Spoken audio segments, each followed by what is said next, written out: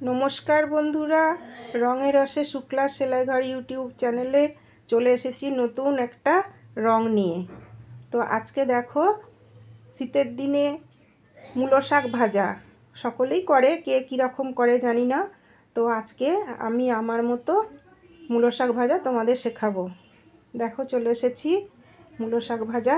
তো মূলো শাকটা করতে গেলে শুদ্ধ মূলো শাক দেখো এমনটা করে কাটতে হবে, যে যত সরু করে কাটতে পারবে ততটাই ভালো হবে। দেখো আর দিয়ে তারপর সুন্দর করে এটাকে ধুয়ে নেবে, যতক্ষণ না পর্যন্ত মাঠের বালিটা যাচ্ছে ততক্ষণ পর্যন্ত ধুয়ে নেবে।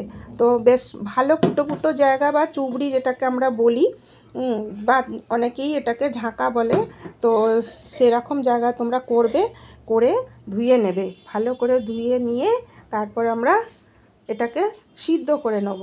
চলো আমরা চলে যাই মূলো শাকটা সিদ্ধ করতে। করে দিচ্ছি। দেখো মায়েরা, এটা তোমরা কড়াতেও সিদ্ধ করতে পারো, আবার প্রেসার কুকারেও সিদ্ধ করতে পারো। দেখো এখানে আমরা প্রেসার কুকারে সিদ্ধ করতে দিচ্ছি। তো বেশি সিদ্ধ করার দরকার নেই, এমনি মূলো শাক তো এমনি একটু শক্ত শক্ত।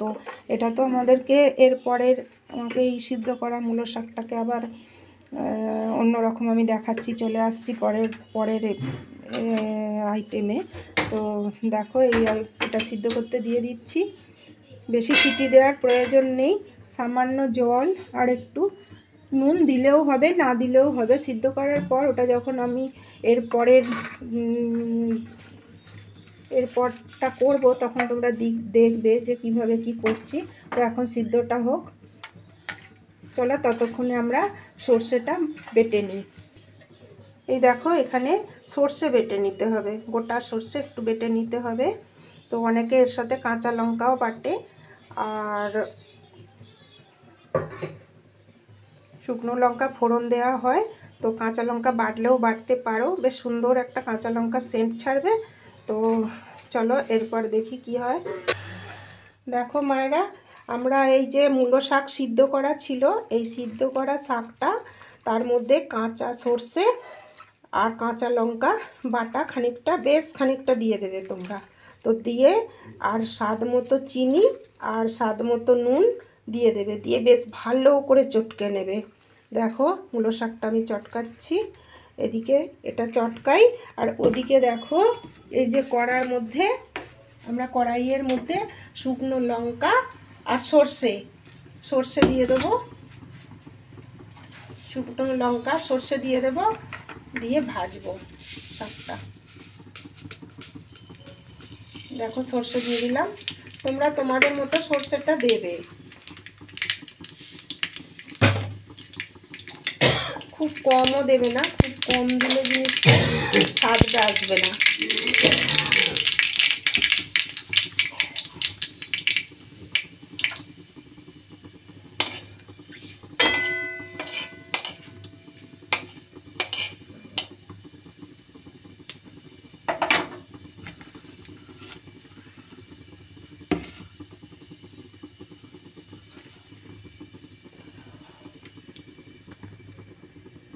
দেখো ফোড়নটা বেশ ভালো রকম হয়ে যাবে, তারপর দেবে শাকটা দিয়ে দেওয়া হলো, মাখানো শাকটা দিয়ে দেওয়া হলো। এইবার এটাকে শুকনো শুকনো করে নাড়া হবে। তো তোমরা মনে করতে পারো যদি একটু হলুদ দেবে, দিতেও পারো, না দিলেও চলবে, কোনো অসুবিধা নেই। আর ঝাল দেওয়াটা সমস্তটা নিজেদেরই ব্যাপার, তোমরা যতটা ঝাল খাবে, যতটা নুন খাবে, যতটা মিষ্টি খাবে ততটাই স্বাদ মতো দিয়ে দেবে। দিয়ে এইবারে একটু জল দেবে, কেননা যতক্ষণ ভাজবে ততক্ষণ তো ওই মূলো শাকের যে ডান্ডিগুলো থাকে, ডাঁটাগুলো, ওই ডাঁটাগুলোর মধ্যে নুন মিষ্টিটা ঢুকবে, বেশ তবেই ভালো লাগবে। তো মায়েরা তোমরা জানি না কে কীরকমভাবে শাক ভাজা করো, তো আমরা এরকমভাবে মূলো শাক ভাজাটা করি, বেশ ভালোই লাগে, বেশ গরম ভাতে সুন্দর লাগে। তো আমার মতো এরকম তোমরাও একটু করে দেখো কেমন লাগে দেখবে। দেখো মায়েরা, জলটা অনেকটাই মরে গেছে, তোমরা পারলে একটু হলুদ দিতেও পারো, খুব যদি মনে করো যে যেন কেমন ফ্যাকাশে ফ্যাকাশে লাগবে তো একটু হলুদ দিয়ে দিতেও পারি, না দিলেও কোনো ব্যাপার না, বরঞ্চ না দিলে টেস্টটা ভালোই লাগবে। প্রায় হয়ে এসছে, দেখো জলটা মরে গেছে, একটু শুকনো শুকনো করলে ভালো লাগবে। তো দেখো মায়েরা, শাকটা প্রায় শেষের দিকে, যেরকমটা অন্য শাক ভাজা নামানো হয় সেরকমটাই নামাবে তোমরা। আর জানি না তোমরা কে কীরকমভাবে মূলো শাক ভাজা করে খাও, এরকমভাবে মূলো শাক ভাজা করে খেয়ে কমেন্ট করে জানাবে তোমাদের কেমন লাগলো।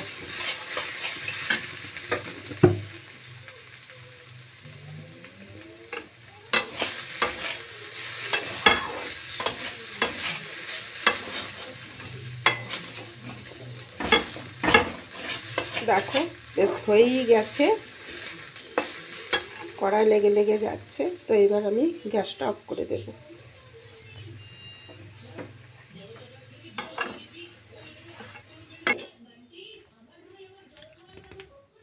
দেখো এরকমটাই দেখতে হবে। এবার তোমরা গরম ভাত যদি হয় আর শাক ভাজা যদি এরকম গরম গরম হয় মায়েরা, একটু খাটবে, একটু খাটলে দেখবে ও দারুণ সুন্দর লাগবে। তো আমার সুন্দর লাগলে তো হবে না, তোমাদের কীরকম লাগছে একটু কমেন্ট করে জানাবে। তো অনেকেই অনেক রকম ভাবেই শাক ভাজা করো, মূলো শাক ভাজাটা বিশেষ করে অনেক রকমভাবেই করো। তো আমরা মূলো শাক ভাজা খুব তাড়াতাড়ি না থাকলে এরকমভাবেই করি, একটু খাটি। তো গরম ভাতে, ভাত যদি গরম হয় তাহলে তো খুবই ভালো লাগে। গরম গরম শাক ভাজা আর গরম গরম ভাত, এই দিয়েই অর্ধেক ভাত খাওয়া হয়ে যাবে মায়েরা। তো যাই হোক, তোমরা একটু খাটবে, খেটে মূলো শাক ভাজাটা করবে, করে খেয়ে কেমন লাগলো একটু কমেন্ট করে জানাবে। আমরা তো এরকমভাবেই শাকটা ভাজি, তো তোমরা কীরকমভাবে ভাজবে জানি না। তো এরকমভাবেই ভাজবে, ভেজে খেয়ে তারপর কমেন্ট করবে। আবারও বলছি, কমেন্ট করবে, আমার ভালো লাগবে। আর ততক্ষণ পর্যন্ত তোমরা সুস্থ থেকো, ভালো থেকো। আসছি পরে একটা নতুন ভিডিও নিয়ে। তো ততক্ষণ পর্যন্ত তোমরা সুস্থ থেকো, ভালো থেকো। নমস্কার।